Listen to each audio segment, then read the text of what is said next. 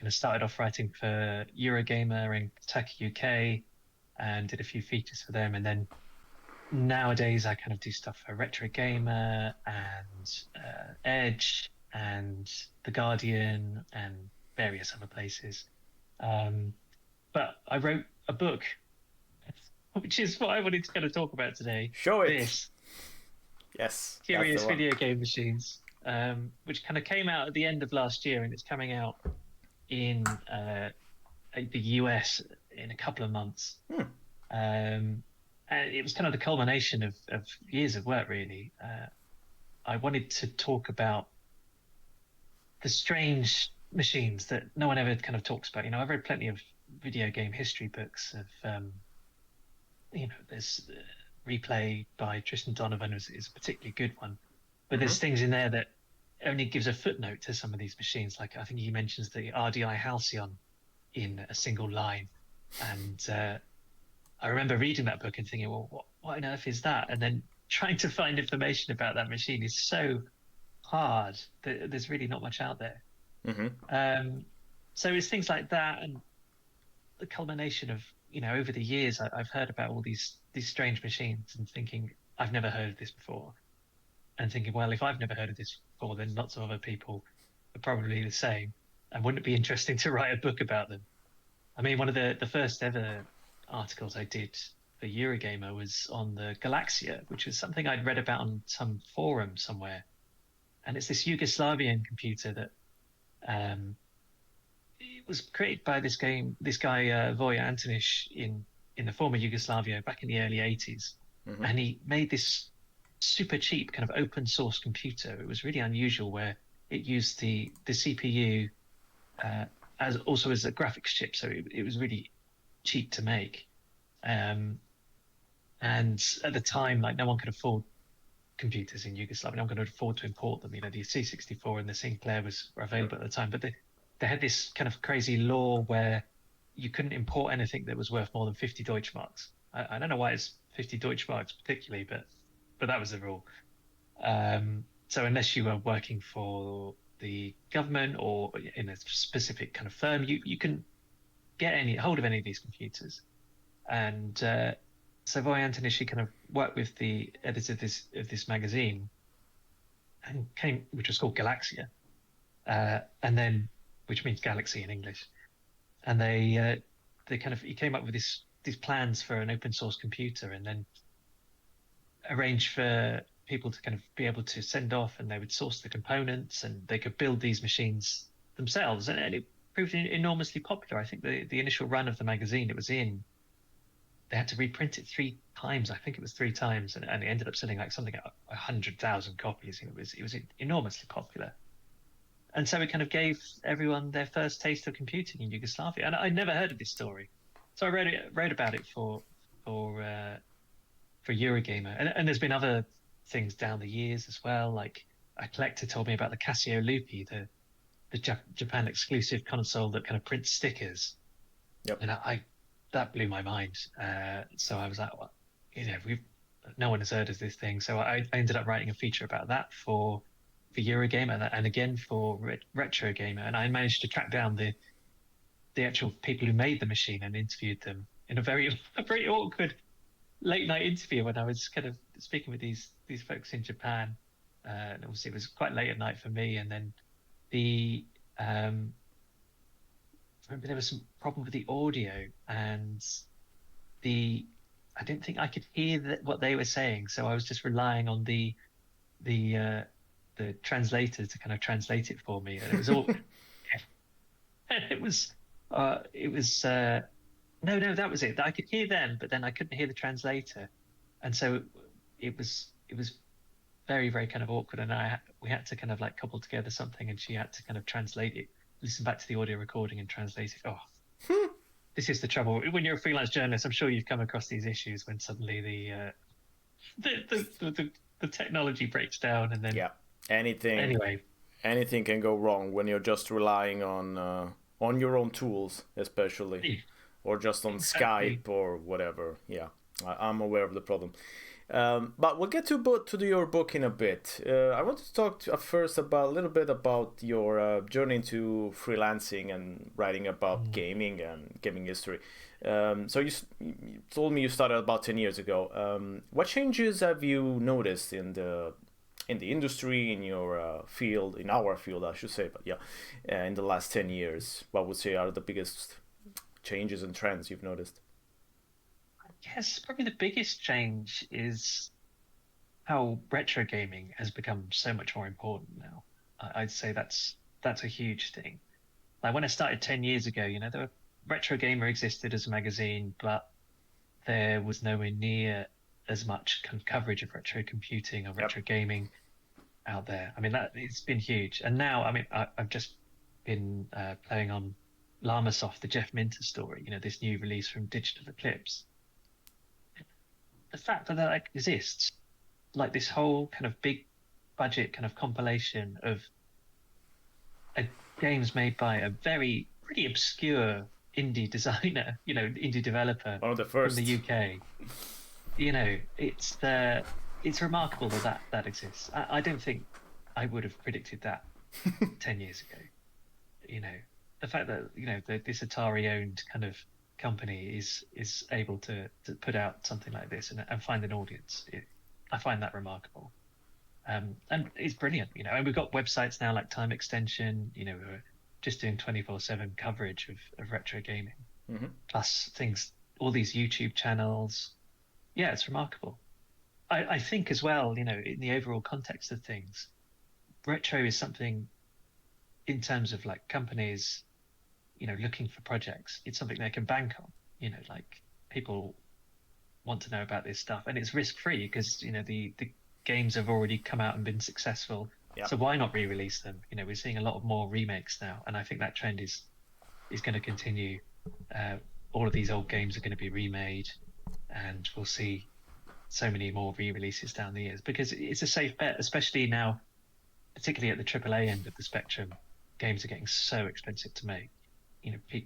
Companies want something that doesn't have all that risk attached. They don't want to bet on a $300 million game and hope it's going to make its money back. Well, of course, as you said, I agree. Obviously, retro gaming has become more and more successful, which I think personally is a blessing and a curse. Because obviously, it's a blessing because yeah, you and me, people like us get to write a lot, and we get a lot more attention, and it's easier, of course, to get editors' attention, but also I would say the audience attention in general. So obviously, that's good because there's an audience for this kind of piece, even for kind of more obscure stuff like your book. So yeah, there's space for that, which is obviously great. But on the other hand, of course, there's the curse, which is a problem for people who are trying to write, for example, gaming history, as I'm trying to write time and time again, because of course there's a lot of background noise, we could call it. There's a lot of people, as you mentioned, writing about this kind of topics, writing about retro gaming, writing about this console, the history of this software house, this console, etc. Which again is a good thing, but the problem is that when there's so many people writing or making videos, whatever, about these topics, the problem is that it's become way harder to get the right kind of information. I wouldn't say all in a one place, but at least have kind of a trusted source that you can rely to as a casual gamer, as a casual reader, but also for historians and people who actually want to compile all this information in one place. And this is also something that I mentioned in past interviews, because the problem is that when you have, of course, strong narratives going on in the field of retro gaming, you have the tendency of people that just write, these casual piece or these casual articles or do these casual videos about retro gaming topics. It happens that they see these kind of big narratives and they make them their own, even though they're not their own. So, a classic example that I make is the video gaming crash of 1983, which of course was a big thing in the US, was definitely not as much as a big thing in Europe, which of course it had its consequences, obviously, because America was still a big market. but it did not really have the same consequences as it had in the US. So for me, as an Italian, seeing Italian people writing about gaming history and mentioning the crash of 1983 when that's something that no one really knew about back in the day, it's I don't know, it's kind of strange. So yeah, that's why I say it's a blessing and a curse, because yeah, with so many people like trying to get information, and of course they might not have the same knowledge and the same, you know, experience writing these kind of topics. It might get a little confusing for a casual reader or a casual viewer. So I don't know if you agree, but Yeah.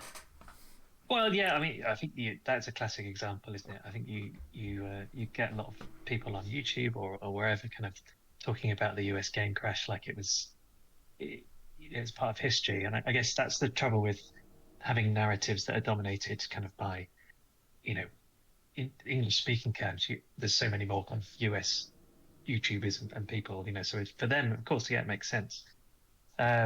It's definitely something I tried to address in the book. You know, I tried to kind of give a perspective on all sorts of different countries around the world. And of course, in the UK, we didn't have that kind of crash. Although, interestingly, there was a kind of crash of sorts in 1984 because the market was so flooded with computers from so many different manufacturers. It's interesting, you look back at the charts from those years and you see there's about 20 different computers like in being sold at the same time. And by the following year, hardly any of them exist anymore. So, but it wasn't a case of like everyone pulled out of the industry. It was more a case of the wheat was sorted from the chaff to some extent. So really, it was only the Sinclair and the C64 and maybe a couple of the other smaller ones that survived. But certainly the games market was buoyant. You know, it carried on growing all the way through the 80s. Yep. And of course, we didn't really do consoles, whereas they did in America. And I think that is reflected in the kind of games that we got as well. You know, all the machines that we had were kind of open source systems. You know, these computers, anyone could make a game for them and reproduce it cheaply on cassette or floppy disk.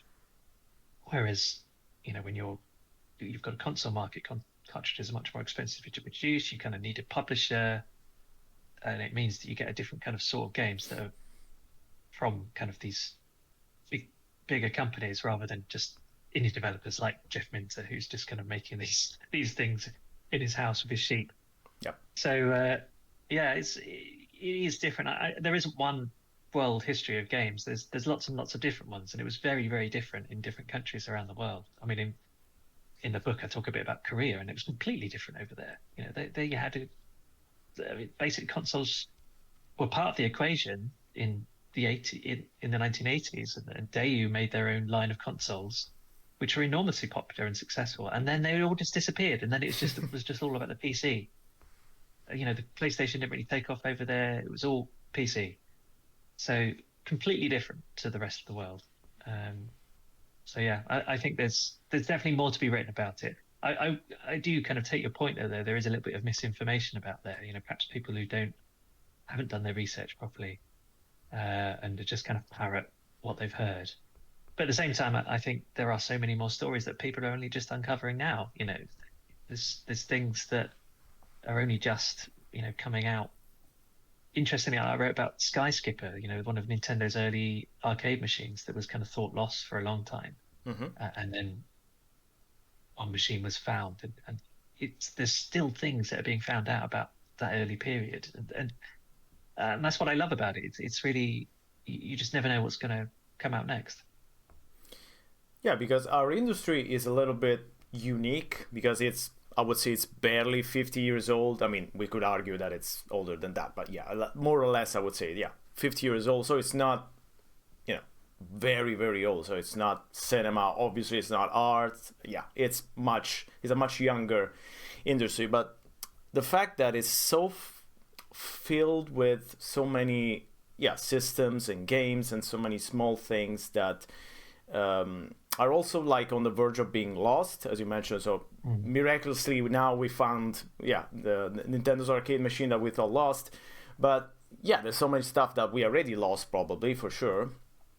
So it's like we're on a kind of mad race. Sometimes it feels like you're kind of a mad dash to try and save all this information.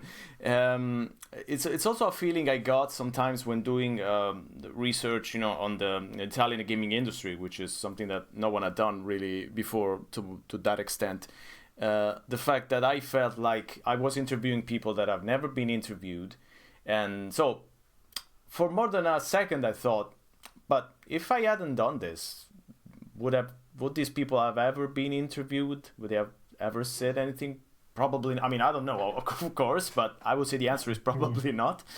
And there's also people who already died, unfortunately, which were not that old. But if you start out in the early '80s and you're already like 30 years old, of course, it might happen. And I'm sorry about that. That I wasn't in time to interview them. I didn't have enough time. But that's what it feels like sometimes, that kind of a mad dash to try and get as much information as possible before it's like lost forever. Yeah, I'm in two minds about that. I did a big feature for Edge magazine about a year and a half ago on video game preservation and looking at the current state of it. And I think the thing that came across with that is that actually video games are in a much better state than, say, films. Like the vast majority of silent films have been lost and they're never coming back. That's it, it's too late. Whereas I think the vast majority of video games are preserved in some way. There's a lot of people who are really dedicated to preserving them. And there's a lot of kind of private collections and things like that. The trouble is it's fragmented. You have things like the Strong Museum in the US and the Video Game History Foundation, and there's the Software Preservation Society in Europe, and there's the various kind of different bodies. There's this group in Japan, I can't remember their exact name now. Joseph Redden, I think, is the head. And they're doing an amazing job preserving all of these PC games from the 80s. So I think quite a lot of the stuff is preserved. I'd say probably the majority of stuff is preserved in some way, shape, or form. It's just actually getting access to it is quite difficult because it's held in all these different kind of museums and groups all over the world. And also there's strict rules about copyright and things. Like there isn't a library system like you have for books where every manufacturer kind of deposits something in the library and anyone can access it. That doesn't really exist. So there's a bit of a grey area when it comes to actually kind of playing these old games, because these organisations like that have the right to actually kind of distribute them or lend them out, which is where I guess piracy kind of comes in. In a sense, the reason a lot of this history has been preserved is because of people copying it. But on the other hand, I do take your point about the people who founded this industry aren't going to be around for much longer. And there are some people who perhaps whose stories have been lost already because no one realized they were important at the time, and it's only later that they kind of like come to be recognized. And there's plenty of tales of that. I mean, was it the head of Psygnosis? What was his name? Ian Hetherington? I forget his name now, but he passed away.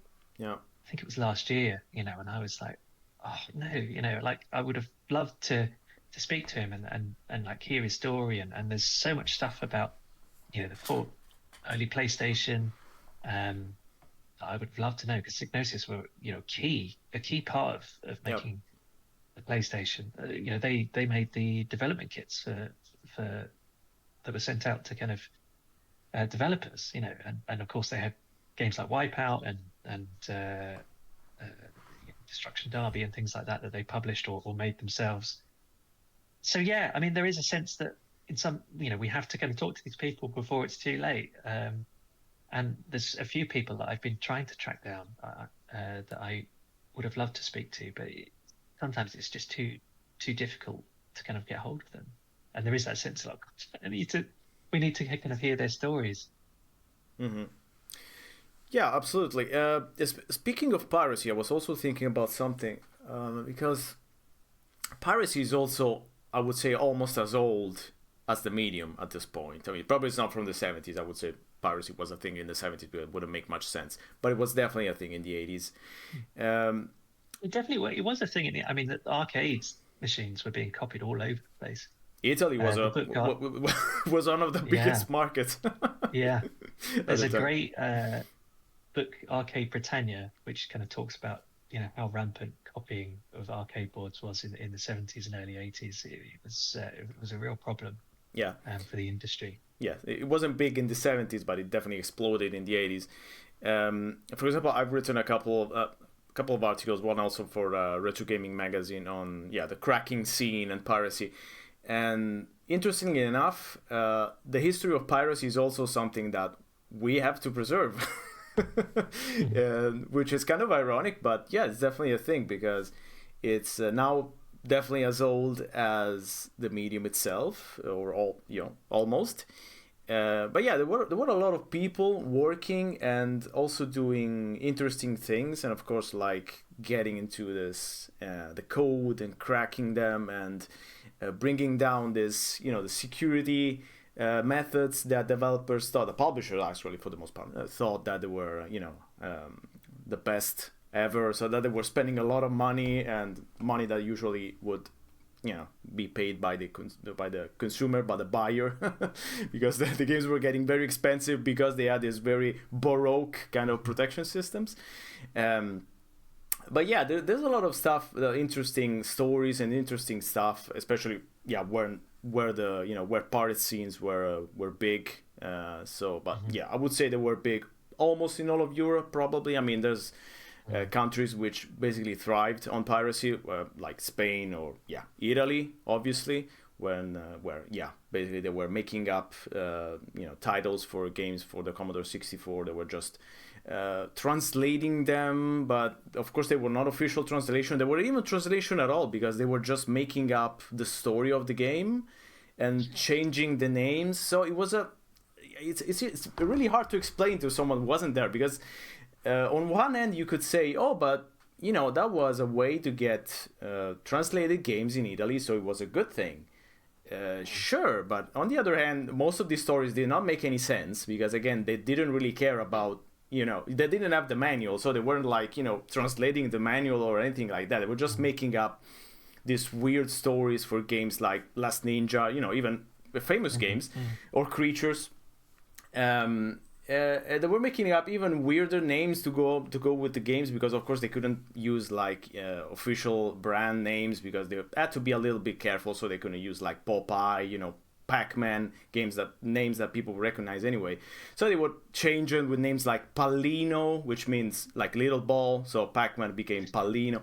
All this weird stuff that, yeah, it's kind of a weird, the kind of middle point between creativity and piracy and translation. And so there's a lot of stuff that's interesting to talk about and find people to interview. But as much as I've tried, I've only found a couple of people because most of these people have either disappeared or no one really knew who they Mhm. were, which is another problem because of course with developers at least who you could talk to because you have the name. But in case of piracy, it's even harder because you only have a nickname at most if you're lucky, Mhm. Mhm. and most other times you don't even have that. So you have no idea who these people were, and you have to kind of try to trace them. And yeah, Mhm. it's a mess. But I think it's an interesting part of gaming industry that's not really as researched probably as it should, I would say. Yeah, yeah, definitely. I agree. I think it is an important part of the game's history. Interestingly, I think the one of the guys who works at the Software Preservation Society, I can't remember his name off the top of my head, but he worked on Xcopy, which was the The Amiga. disduplication program for the Amiga. Yep. So, and now he's out there kind of preserving all these games. I mean, what I find fascinating as well is the kind of bootleg market as well, like bootleg consoles. Mm. And there's a Yep. chapter on Famiclones in Curious Video Game Machines. And what's really interesting is that for the most countries in the world, they didn't have the NES or kind of any of these consoles. All they had was bootleg versions. Particularly in Eastern Europe or Africa or South America. Um, a lot of these consoles weren't available. And the most famous one is the Dendy, of course, in Russia, which was kind of semi-officially endorsed by Nintendo, and they kind of gave the company the rights to Steepler. It was they gave the company the rights to distribute um, the Super NES in in Russia. Although I don't Mm-hmm. think many people bought it because it was like incredibly expensive compared to this kind of bootleg. NES version that they had, or a Famicom, I should say. Um, but yeah, for most people, this was when they were growing up. This was all they had access to. Like a lot of people from Poland, for example, talk about the Pegasus with fondness. This Famiclone that was really popular over there. And there's loads of them. There's hundreds of these things, and they're all different. And some of them are really weird. Some of them came with like a keyboard. There was an NES with a keyboard. It was like the idea to use it as a computer, and it's all very strange. There's one that's in the book that's kind of shaped like a Batman car, Oh bizarrely. yeah, I know that one. And it's all sorts. So I find that fascinating because no one, you read all these history books about the history of games, and often it doesn't mention that actually, if you were in Poland, you weren't going to be playing on an NES or you're going to be playing on a Pegasus. So yeah, I think that's an under-addressed part of history. Yeah, for example, in the 90s, in certain countries, Europe, I don't think in the UK, but definitely in several countries like Germany and the Netherlands, obviously, and I'd say France too, and Italy, of course. Um, there was this very big compilation of pirate games, which was called Twilight. I don't know if you heard about them. Mm. And No.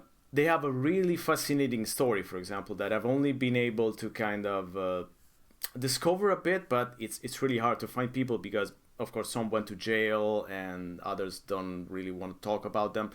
Because basically it was a product of the Netherlands, so it was basically a compilation of cracked games, but rather than cracked, they were ripped. So basically, they just stripped away everything from the game that wasn't necessary. So the soundtrack, the full Mm. motion videos, cutscenes, everything that you didn't need, it would just be stripped away so they could fit as much games as possible, as many games as possible on a single CD. And of course, it was a kind of quite convenient way to play games if you didn't have the money to buy them, as I didn't have, for example, in the 90s. And but yeah, so they came from the Netherlands, and they were made by first, like, classic small group of friends that they were just making them for themselves, and then they discovered that it was kind of a market, so they started distributing them, and then somehow this whole network of pirated CDs was created. But of course, then it became a kind of a company. That company is probably not the right word, but kind of a serious, like, professional thing that they were making this kind of Twilight CDs. So of course, money became a big part of it, and basically the company imploded. The group of friends imploded, and there were threats and Mm. harassments, and there was an expedition at a guy's house to beat him up. So yeah, it was kind of a shady story behind that, which I've never been able to uncover because there wasn't really a lot of information about it. I've written a small article, but I would really love to delve a little bit more into that because they were really big at the time. I remember most people in Italy had them, the Twilight. So they were a great way they were one of the main ways that people got introduced to a lot of games in back in the PC days of the late 90s, or around, I would say, 97, 98. They actually continued until I think 2005, 2006, but I think by then no one really used CDs anymore. We just download pirate games over the internet. So but so yeah, there's a lot of stuff that still needs to be explored. But yeah, with piracy, there's always that kind of fine line that people don't really want to talk about. I mean, for Famiclones, it's fine because I don't think Nintendo. I mean, you never know with Nintendo, but I would say that they don't. They shouldn't go after people making that made NES clones in the 80s and 90s. I think. I mean, they don't really go after. I mean, they're even still being made today, even though they're kind of cheap Mm. China kind I of think it consoles. was quite a big deal for them back in the day. I mean, there's a great publicity photo I found of Nintendo steamrollering a bunch of Famiclones back in the 90s, I think it was, in the Netherlands. And there's a Nice. brilliant one dressed up as Mario next to the steamroller, kind of like this. Yes. I'll have to dig out that Yes. newspaper clip. So yeah, it was a big deal for them back in the day. But I mean, since about 2003, I think, or around that time, uh, the all the it's all in the public domain now. Like the kind of the chips for the NES, the design, the patents have expired on that. You still can't use the NES name or Nintendo, obviously, because they're trademarked. But the actual designs, anyone can make a family clone now, and it's Okay. perfectly legal. But of course, the games are all copyrighted, so Yeah, that's why they usually this kind of cheap and handhelds that you can buy on like Wish or it's kind of websites. They usually just have hacks because they want to be careful. So for the most part, you're just playing hacks, which for the most like they have two kind of really small modifications from the original Super Mario Brothers, and so I guess they can get away with it, but yeah, but they wouldn't hold up in a court of law. But I don't think Nintendo is interested in going after Chinese makers of consoles today. yeah, well, yeah, and there's so many of them as well. If you just do a brief search on Amazon, you can find hundreds of these things, Yeah, in all sorts of shapes and sizes. yeah. I spoke to a guy who's doing a PhD on famiclones Mm. and around the world and their impact on culture. Um, and he's got one that's in the shape of a penguin, quite a modern one. You can get all sorts of stuff. Yeah, seriously. For example, I remember that in Italy we never had a lot of Famiclones, I would say. I mean, there were a few, but I wouldn't say they were ever that big. They didn't have that big of a market. But strangely enough, they had a kind of return in the late 90s, which is not something that you would expect because, late 90s PlayStation was very big in Italy and everyone had a modded PlayStation, obviously. So again, piracy was, back in fashion once more. And but on the television, you had a lot of advertisements from this guy who was called Roberto Artigiani. I think he's still alive, but okay. And he used to specifically sell NES clones. I don't know why. He had a kind of specialization. I guess they just called him to sell them, and of course it was very funny because he had to sell them like they were modern games. So obviously he wasn't selling the NES clones like they were old games. So which would have made sense. In '96 they were still kind of retro. I think they would have a market, but no, he was selling them like this is the latest graphics. Look at the latest games. And you had this NES X or Kid Icarus X. So it was very funny, honestly. I would love to write about that. I have to interview Roberto Artigiani if I ever find him, but I don't think he remembers anything about that. But yeah, it was really funny. Yeah, it was kind of Oh, about that's two brilliant. things. I covered a little bit of Italy in Curious Video Game Machines. I spoke to Luca Luca Crisafulli, Crisafulli. Uh huh. who worked on the afterlife of the Amiga CD32 when they kind of took all of these after Commodore had gone bankrupt and they bought thousands of these CD32s at like rock bottom kind of like fire sale prices, and then ended up converting them into these little arcade machines that sat in bars, just playing kind of very simple games. And he worked on kind of a few of those. There were some kind of clones of Master Move essentially, and these quiz games and little kind of poker games. So it was fascinating, and this is something I'd never heard of before. Writing the book, it was actually when I spoke to a collector in the US, and he kind of like, and I was saying, what kind of stuff have you got in your collection? And he proudly kind of produced this Cubo 32, as it's called, this heavily modified version of the CD32 that was in these Italian bars, and that absolutely blew my mind. And I also found out the CD32s have been used in Canada, I think it was, for online banking, bizarrely. So you could this firm had just bought up a load of CD32s, whacked in a little modem so that they could connect it to the internet, and kind of like sent them out to customers and said, "Here you go, use this to do your online banking." And this was like in the mid '90s. So it's funny, like the afterlife some of these consoles have. I think the most famous one is of course the Atari Jaguar that ended up being the mold of it ended up being turned into kind of a dental cleaning equipment and a Yeah. thing, and it appeared in dentists. That's strange. Um, but yeah, I love all those stories, and I think there's more stuff to be found. I mean, I barely know anything about the Italian kind of game history, what it was like over there, and already kind of the stuff you've been telling me, I was like, wow, I want to know more about that. I think the same is true of other countries. I know very little about France, and their kind of history, but I know yeah, the kind of market, the games market over there was very different from other countries. They had a lot of homegrown software houses like Delphine. and they had computers that weren't really sold anywhere else. Like, was it the Alice? I think it's called the Alice, which had a instruction booklet that was with illustrations by Mobius of all people, Mm. the guy who, it's this phenomenal thing. Mm-hmm. So yeah, there's so much more history from individual countries that most people don't really know about. Yeah, yeah. Italy and France have kind of a similar history at times because their early games and the birth of the gaming industry was heavily influenced by comic books, which is not something that you would find in other countries, for example.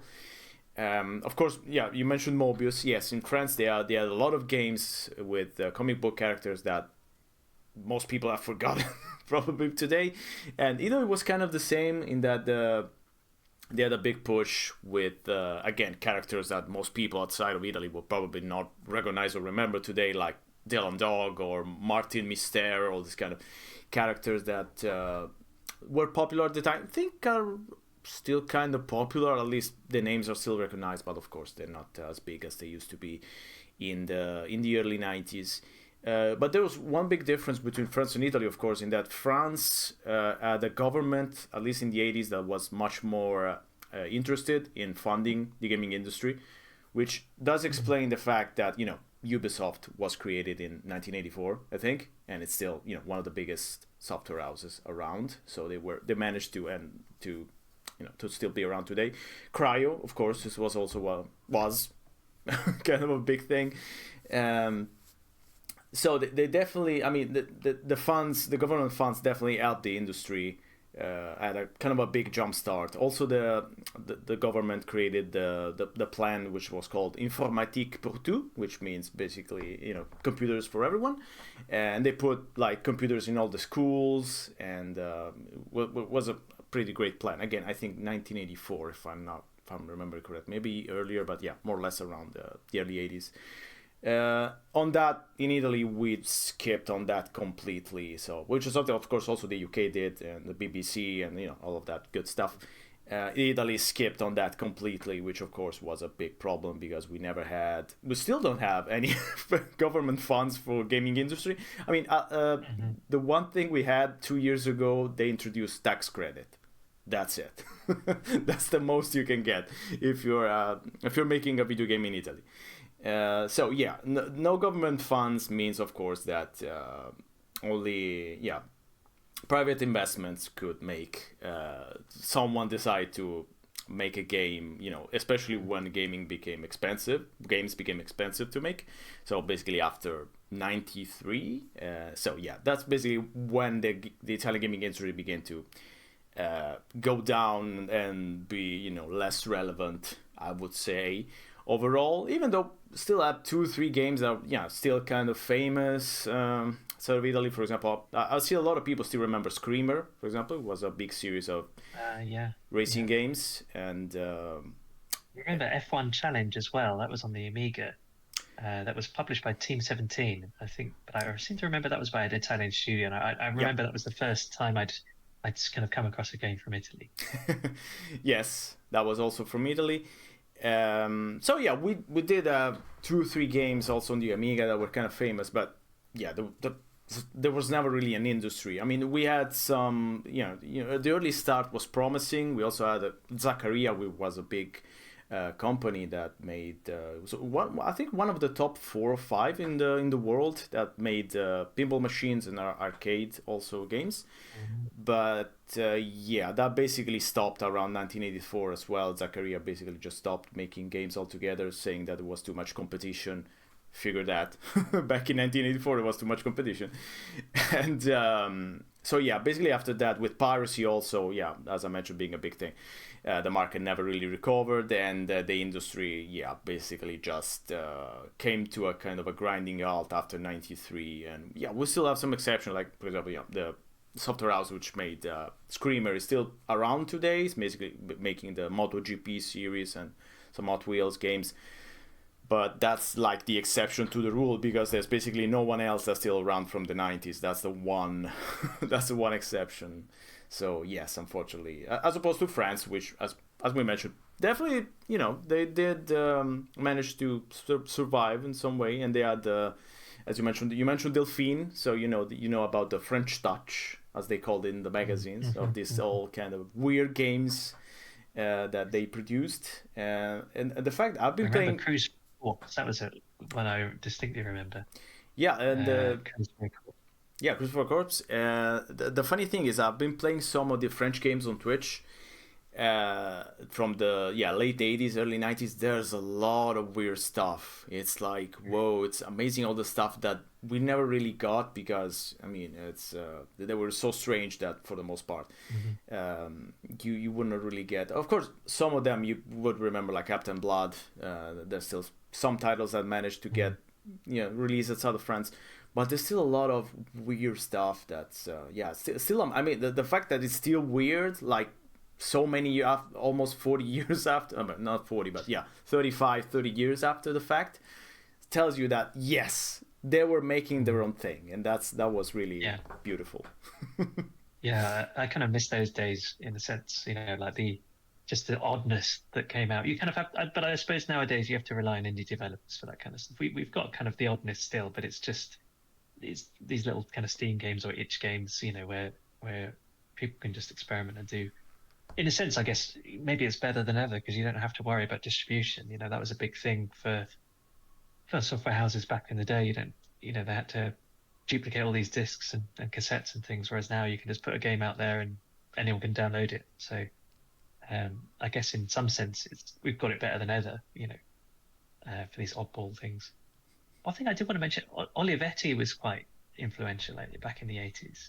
I mean, that in terms of computing, I mean, they were quite, in terms of an Italian company, that was a big thing. And actually, the designers of the Enterprise in the UK, the Enterprise 64 computer, I mean, I spoke to him and he said he was very influenced by Olivetti in terms of designing that computer. So I guess certainly in computer terms, or at least in design terms, Olivetti was kind of a big thing. Yeah. That's another not so much tragic story. But sorry, go ahead. It's a shame it wasn't to last, but they did put out some beautiful machines. But yeah, as I mentioned, Italy had kind of a promising start, but never really delivered on that on those promises, unfortunately. And yes, it's still as you mentioned, indie games. Yes, Italy has today definitely it's there's a lot of indie software houses, but for the most part, that's I think they will stay that way. So I don't see anything big coming out of it, especially these days. That would we're talking about the crisis. Oh, but since we're on the crisis, let me ask you this: do you think the gaming industry is in crisis right now or not? Oh yeah, without a doubt, it's in crisis. I mean, the fact that however many people, nearly 8,000 people have lost their jobs this year, and it's only March. I mean, if that's not a mark of a crisis, then I don't know what is.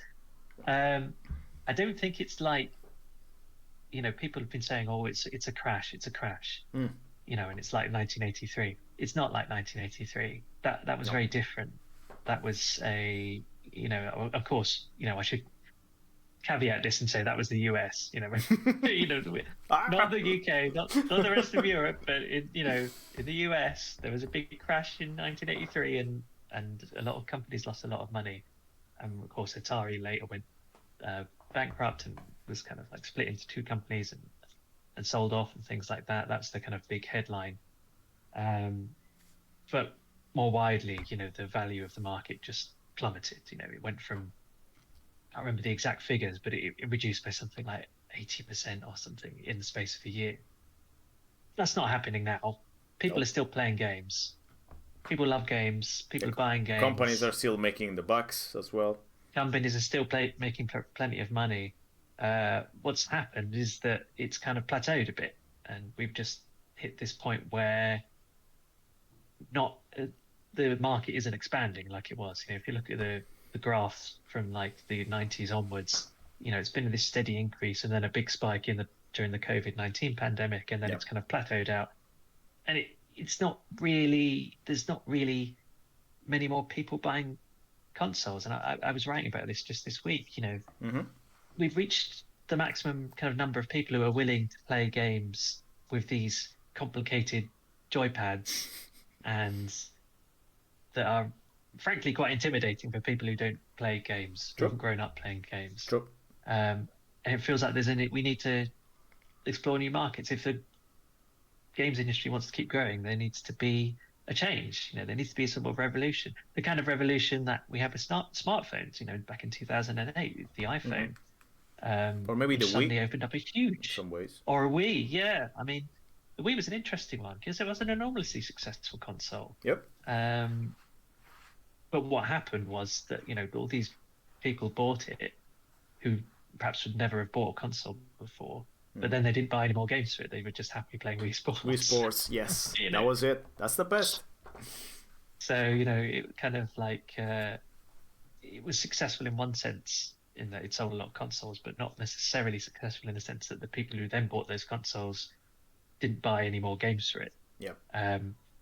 So, but I feel like there's definitely room. I mean, Nintendo have really been the leaders in this kind of sense of thinking outside the box. The Switch was like a brand new idea that really hit home with like a lot of people, perhaps people who might not necessarily think of buying a console.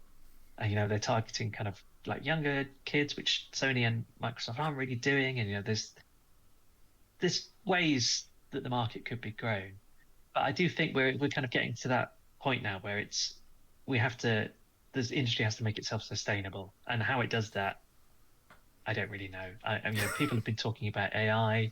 I mean, this is kind of the kind of the thing that a lot of company executives, are really hoping will kind of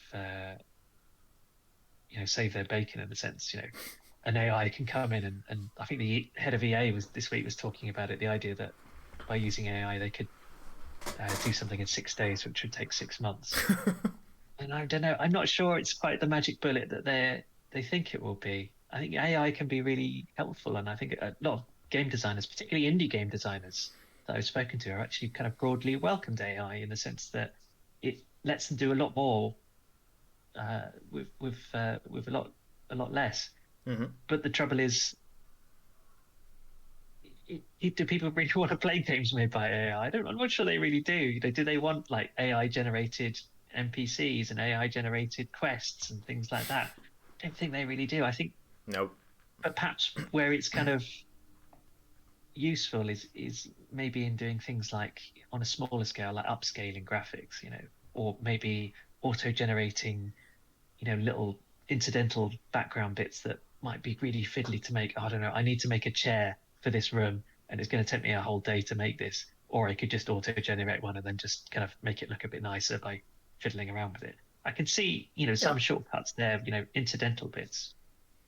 But I'm not entirely convinced AI is going to be the huge time saver that a lot of these kind of company executives think it will be. I think it will. I mean, we've seen in the past, things like that are meant to be time saving in the office, like email and things like that. And all it does is just generate more work. And I feel like in some senses that will be the case with AI. It will come along and you say, oh, look, you can make this castle in a day by just typing in, what you want. And then all we have to do is share it on. And what companies will do inevitably is just think, well, if we can do that, we can make 10 castles, and we can make this, and we're going to make our game like much, much bigger. So, yeah, I don't know. I'm not convinced that AI is going to save everything, but I'm not quite sure what will. I'm not quite sure how this is going to work. Maybe we'll just have to be content. Sean Layden, the former head of Sony PlayStation, has been banging the drum for years about saying we need smaller games. We have to make games smaller. And I kind of see his point, why have a 60-hour God of War game or something where half the time you're just wandering from one place to the other and there's just filler, just cut out the filler and just, make a game that's really good that lasts, 10 hours. I don't know. But then there will always be people complaining about, oh, well, I don't want to spend £70 on a game that lasts 10 hours. So I'm not quite sure. I'm not quite sure how it's going to work. It feels like we've kind of reached a kind of point where people don't really want to pay any more for games, but they also don't want to accept less. So I'm not quite sure how it's going to work. Yeah, it's an interesting discussion because yes, I of course totally agree that we need shorter games, and I much prefer like a more streamlined, interesting experience that lasts 10 hours, 15 hours, rather than 60-hour RPG that requires you to basically just it requires your full attention for like 1 month, and you're just playing that Yeah, one game over and over until you exhaust all of the secondary quests, all the exploration, all the yeah, collectibles, blah blah blah. I don't really have the time for that anymore. I mean, I haven't had the time for that for several years now, so it's not like I'm getting older. Yes, I'm getting older, of course, but yeah, even 10 years ago, 15 years ago, I didn't really have the time for that. So I much prefer shorter games with much more streamlined, interesting experience that's just tailor made for the player. That's it, without all the unnecessary, what I would call unnecessary fluff. But then again, people are okay with like paying, I don't know, £10, £15, or €10, €15 to watch a movie, for example. Because yes, also movie tickets have become quite expensive. Which 2 hours movie, maybe, even though even movies have become way longer than they need to be lately, I've noticed, but that's another discussion.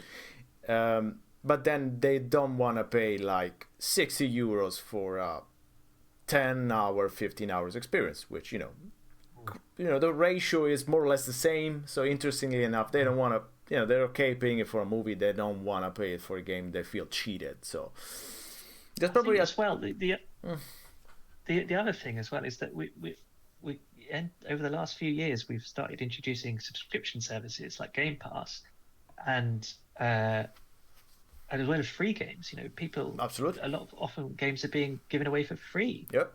Through like the Epic Store and other places, Hmm. and that all that means is that you're kind of devaluing the games in the consumer's eyes. They're thinking, why should I pay $70 for this when I could get it for free if I wait a couple of months or if I just subscribe to this subscription service? And Yep. the idea that actually if I pay $10 a month or £10 a month, I can access all of these games.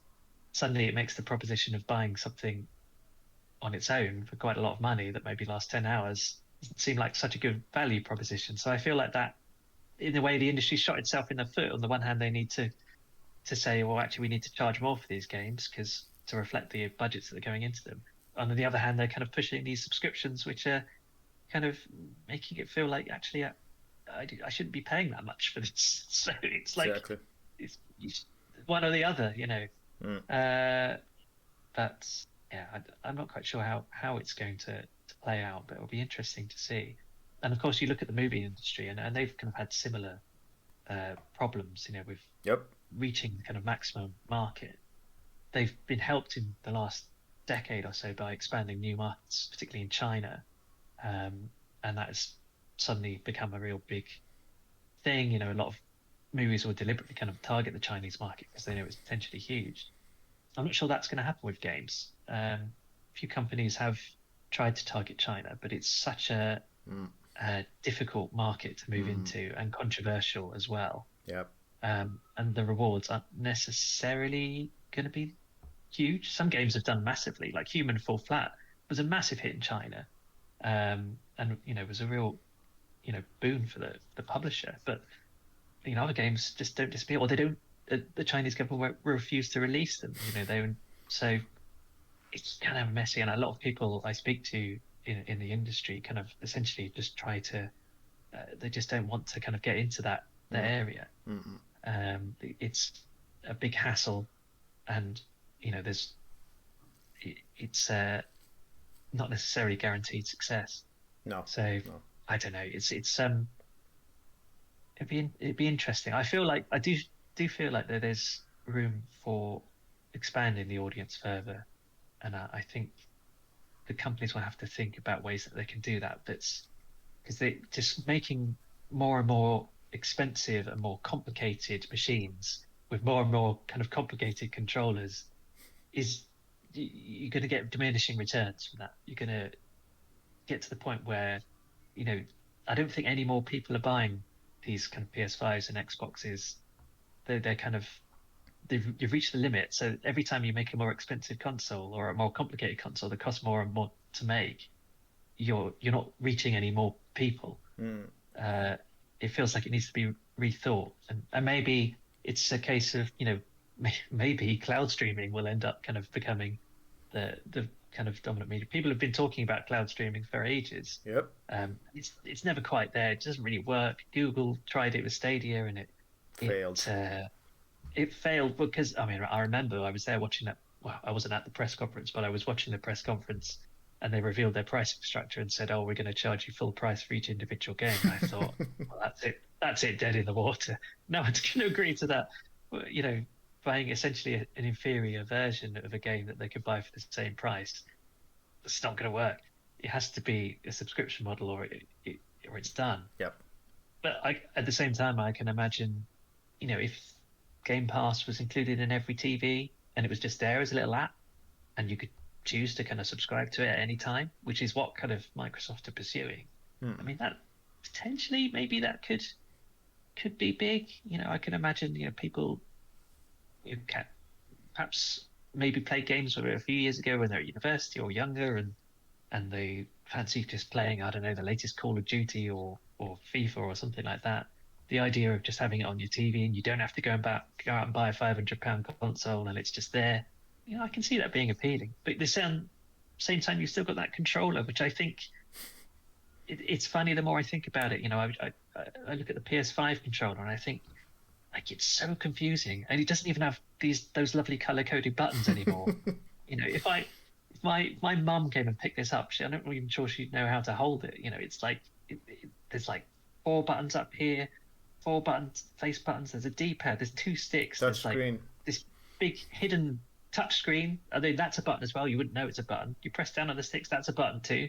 Yep. I mean, we've seen these things evolve. You know, we kind of welcome all of these new additions over the course of the years. But if you were to just come in it now, you know, it's so confusing to just kind of like try and pick up one of these things. You compare it to something like the NES pad, where it's like, yeah, okay, I can see what I want to do here. I don't know. I feel like that needs to change. And VR's kind of been something that people have been pushing in that sense. The idea of like having, you know, motion controls. You just hold them in your hands and you move your hands around. Brilliant. Well, everyone knows how to move their hands around.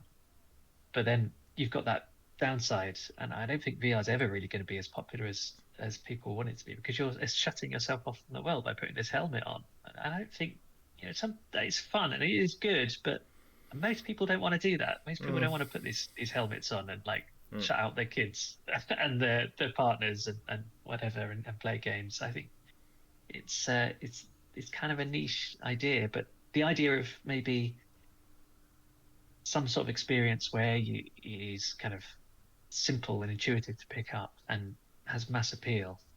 I don't know what it's going to be, but I feel like someone hasn't quite come up with the idea yet. There could be potentially like a revolution.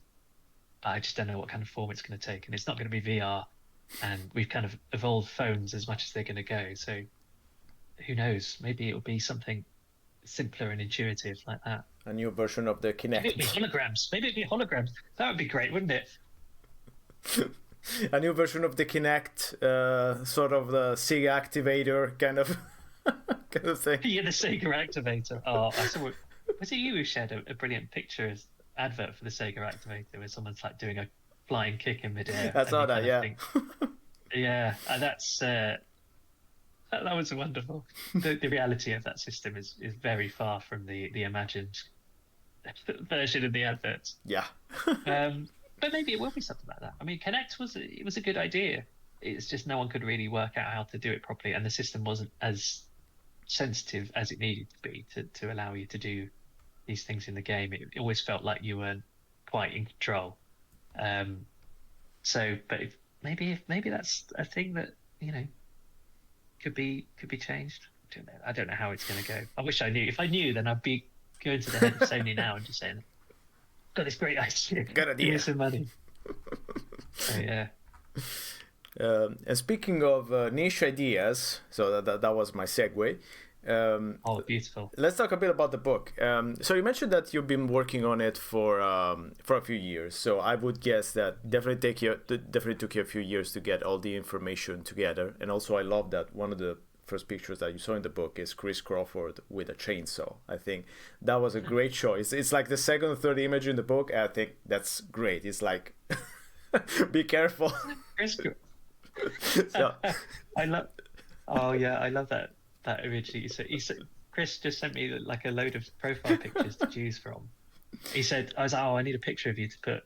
You know, I think this was actually when I was doing the article on him a while back. I did a feature on balance of power that he made in it for the Mac in the 80s, and he just sent me a load of images. And there were some brilliant ones in there. There was one of him in a jester hat, which was also superb. But I think in the end, I kind of went with the chainsaw one. He's a great character, Chris. great choice. Absolutely.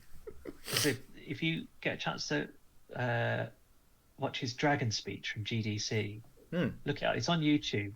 Look up his dragon speech. It's phenomenal. He basically ends by charging out of the room with a sword, charging at an imaginary dragon. He's a real character and a brilliant public speaker, and just a brilliant games designer. Really, he's a. We need more people like him. Anyway, that was the first chapter in the book. Yeah, because I was doing this interview I was interviewing about balance of power for Retro Gamer, and this brilliant kind of like Cold War simulation that he made in the 1985, I think it was, or 84. And then he just randomly kind of sent me a picture of. He was like, "Oh, are you interested in this?" And he showed me this picture of Kim Tactics, this machine he built in the 1970s, based around a kind of Kim 1 kit computer, just to play this kind of two-player war game on a hex-based grid. Except the hex-based grid wasn't on a computer; it was on a bit of paper, and you had to kind of interpret these numbers from these kind of calculator displays to try and work out where you were on this hex and where the enemy was. You know, that was remarkable. And I've been thinking about doing the book before that. I've been thinking about all the articles I'd written on the Cassiopeia and Galaxia and various kind of other things that I'd done down the years, all these weird machines that I discovered and these strange stories. And when you kind of showed me that, I was like, well, that would be really good. You know, I want to write about this, but I don't know where I would write about it. You know, I feel like it's even too niche for like something like Retro Gamer, and then I'm not sure what other sites would touch it.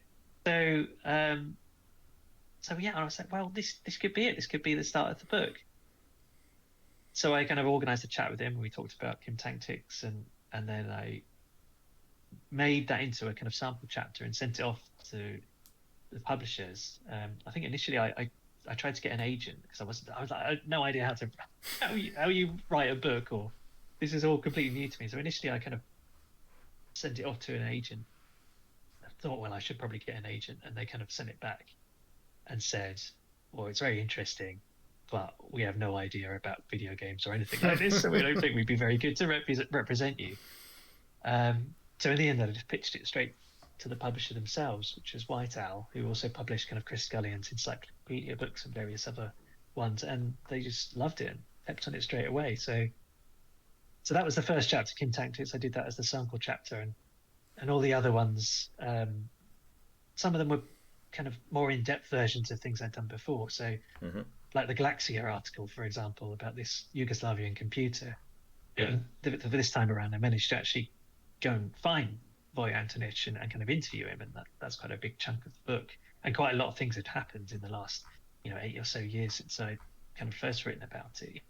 Suddenly it's become quite recognized. There's even a documentary being made about the Galaxia. I think it's out now. I think it's someone in Slovenia made it, I think. I'll have to double check. But yeah, there's more stuff out there. So yeah, and then I kind of thought about finding all these other machines. And there's more I want to write about. Not everything made it into the book. It's like, 18 chapters now, I think, each kind of focusing on a different area or a different machine. But there's loads more I could have written about. Some of them, ones I did want to write about, I had to leave out at the end because I just couldn't find enough information, or I couldn't find enough reliable information to include them. And actually, while writing the book, I came across at least another couple dozen more kind of machines that I'd never heard of before that I wanted to write about. So I think I've got so much material that I could easily write kind of at least A another sequel. book, possibly another two books Two sequels, okay. about with all of this.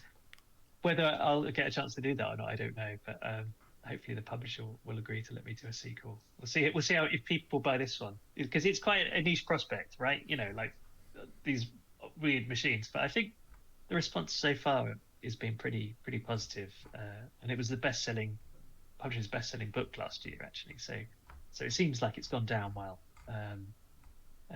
For something that's kind of niche. But the niche stories are always the interesting ones. Yeah, The odd, the weird stories. That's what you want to hear about, right? You know, everyone knows about like Sega and Nintendo and Sony. You know, like enough. no one knows about the Interton VC Interton. 4000. You know, or even like Atari Stunt Cycle. You know, the consoles that Atari did before the Atari BCS, the Atari 2600. You know, there's some weird stuff they did. Video music was interesting, actually. I don't know if you come across video music before. This kind of like light generator where you kind of plug it into your stereo and it generates these light shows. When that came out back in 1977, it was a massive flop. No one bought it because it was basically the equivalent of about £1,000 at the time, Yeah. and didn't do anything except put, you know, like you plugged in, you played a Pink Floyd record or something, and it would just make all these kind of bleepy shapes. But it was really ahead of its time and really interesting. And Jeff Minton later on would, of course, you know, go on and make light synthesizers in the 80s and all the way up to the present day, you know, and you know, they're a big thing. Interestingly, the video music, you can see it in the back of, there's a Devo song where they use it in their video. And you kind of like, that was a brilliant when I discovered that. I was like, oh my God, look, it's actually, that's the Atari video music and they've just put it in the background. So yeah, I love all these kind of stories. All these kind of weird little stories you found out. What have you had a chance to flick through it? What kind of stood out for you? Yeah, I mean, of course, with me, if you're talking about anything that's video game related and it's obscure, it's niche, and probably no one has written about it before, it's just my cup of tea, or rather, being Italian, my cup of espresso.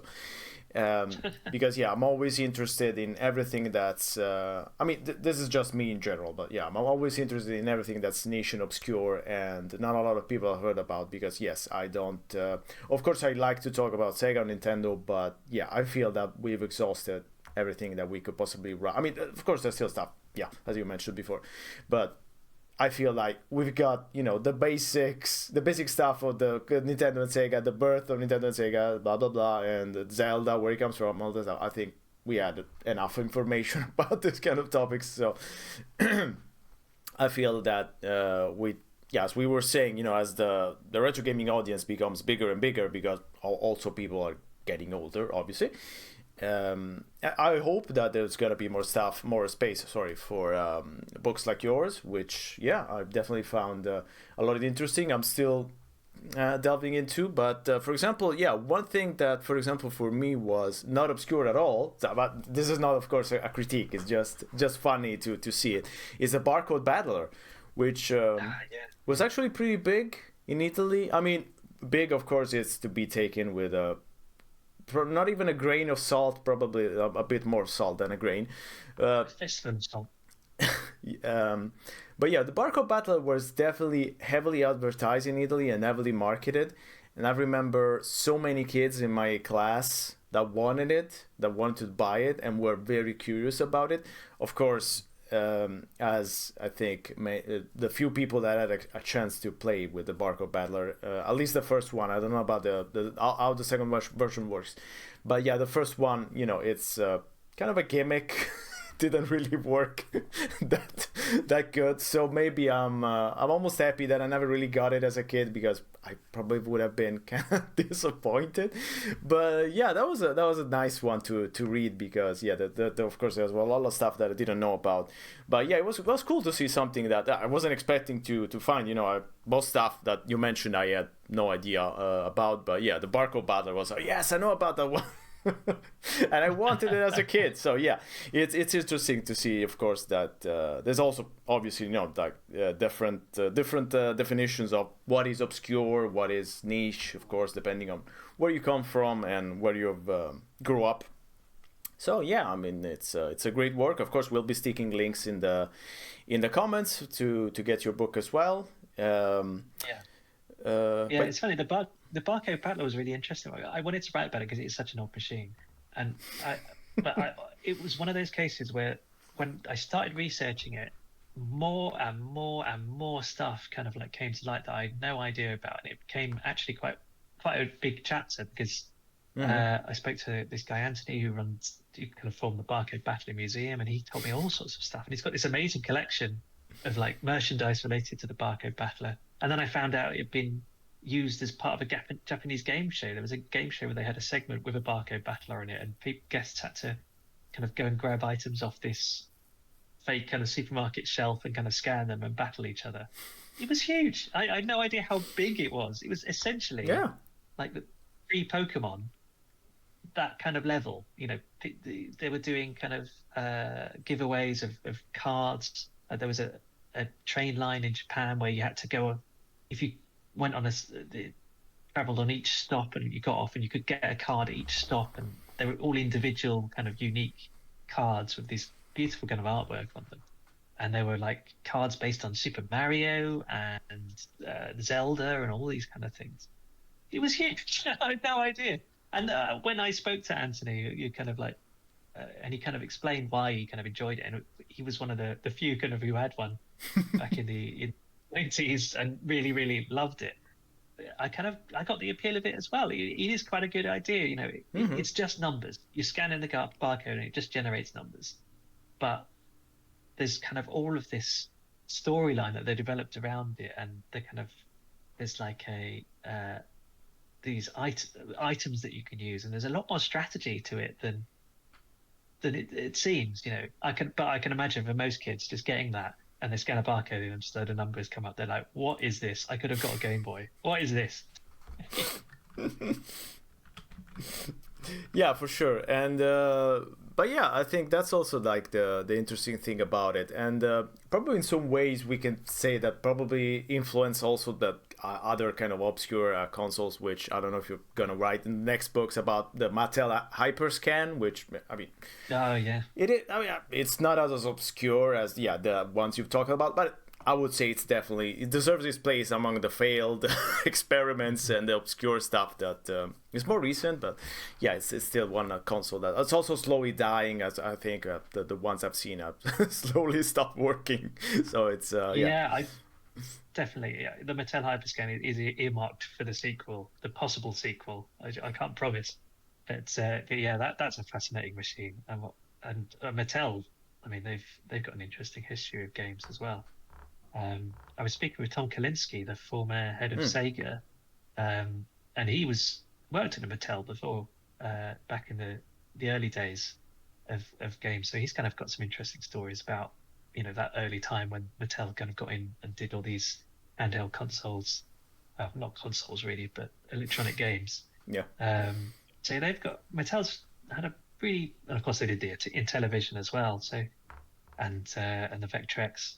No, sorry, that was MB, wasn't it? Yeah.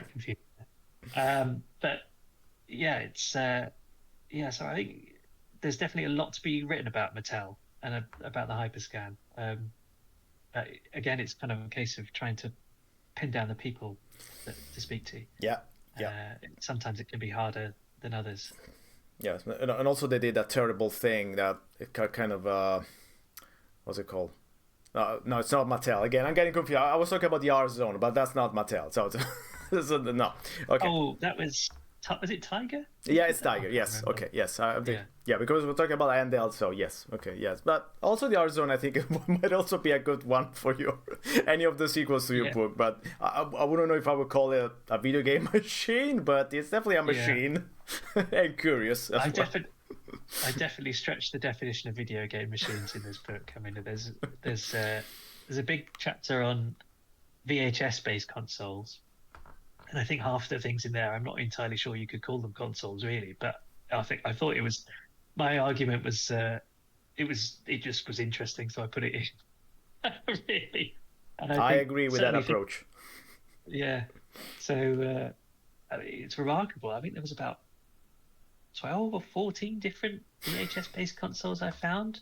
And I couldn't believe just how many times people tried to make kind of games machines out of VHS when it's really not well suited to being used for games. Yeah, you But would there we go. think. Yes, that was not a great idea. But then again, laser disc also, that was something that you talked about, and people tried again and again to use laser disc for consoles and games, and yeah, some of them were kind of successful, even though I would argue that none of these experiments aged very well. But they're still curious to talk about and explore, of course, from a gaming history. Definitely, yeah. And I think there's certainly, I mean, I did a history of Laserdisc games for Time Extension a few months ago, and there are some really interesting, obscure kind of things in there that kind of definitely worth looking back on. A lot of them aren't great, but of course, there were some big hits. Mad Dog McCree, that was originally Laserdisc. I think later they switched to using a 3DO, but Mm-hmm. that was a big game. And then there's things like Time Traveler, which was a big flop, uh, Road but Avenger. also interesting. Road Avenger, yeah. Yeah, there was a lot of Laserdisc. Yeah, one last thing I wanted to mention, to ask you rather, about the book. What do you hope an audience reader gets from your book? Like sense of curiosity, so they want to find out more, or what do you hope they're getting when they get to the end of the book, which you actually say, "Oh, congratulations, you got to the end of the book." I know. I should do like experience points or something per chapter, shouldn't I? So when you get Yes, to the end, you kind of get a achievements. nice. Yeah, exactly. You get an unlock at the end. Um, I think what I set out to do is basically write an alternative history of video games through the lens of these different systems that weren't successful. Because I Mm-hmm. think sometimes the failure is just as, if not more interesting than success. Yep. The reasons, the context around it, these machines like the Enterprise 64 that didn't take off, it was too late. It was a powerful computer in 1983, but by the time it came out in 1985, it had been surpassed. Um, but then it had this crazy second life in Hungary and became one of the most popular computers in Hungary. And they still have magazines dedicated to one magazine dedicated to the Enterprise, and this kind of dedicated kind of people, like bunch of people who support it and still write software for it. So I think it, it's basically the book is trying to say, well, here's the history that you've heard, and this is another way to look at it. Actually, there's all this stuff going on that perhaps you weren't aware of, or was happening in a different country, or this is what was happening in Korea, this is what was happening in Germany. So I'd like to kind of think that people kind of come away a little bit enlightened about actually there's more out there. There's more stories. It's not just as black and white as Atari made a successful console and Nintendo came along and was successful and all this kind of stuff. There's actually loads more out there. And particularly what is fascinating is just how many machines were made, particularly in the 80s and 90s, the 90s in particular. Just there were so many things. People were just trying everything to make a video game machine. And over the last kind of couple of decades, that's calmed down. There's been a few little experiments, a few little triumphs, but the market has just kind of settled into this, Yeah. This kind of, I don't want to say stagnation, but it's kind of probably maturity, I suppose, is probably the better word. Where we've got these recognized machines. Oh boy, there was so much experimentation going on, and there was so much fascinating stuff came out of that era that maybe didn't take off, probably for good reason. Sometimes it was just the wrong time.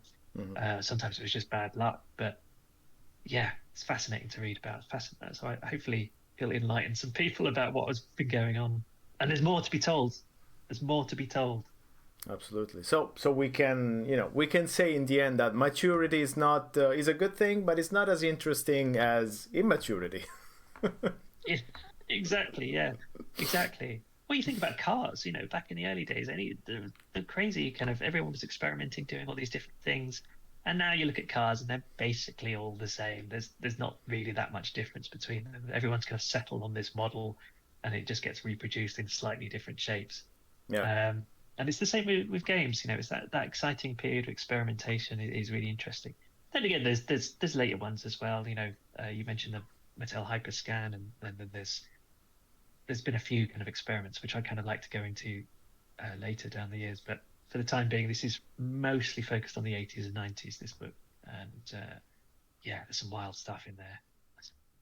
Those were the days of the wild stuff. Yes.